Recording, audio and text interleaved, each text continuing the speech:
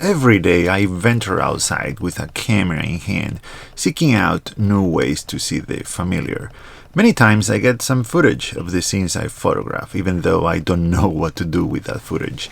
So I decided to compile these loosely connected clips along with the images that I make in regular episodes that I'll be calling Visual Diaries. Not very original, but it is what it is. This is the first episode, and I hope you enjoy it.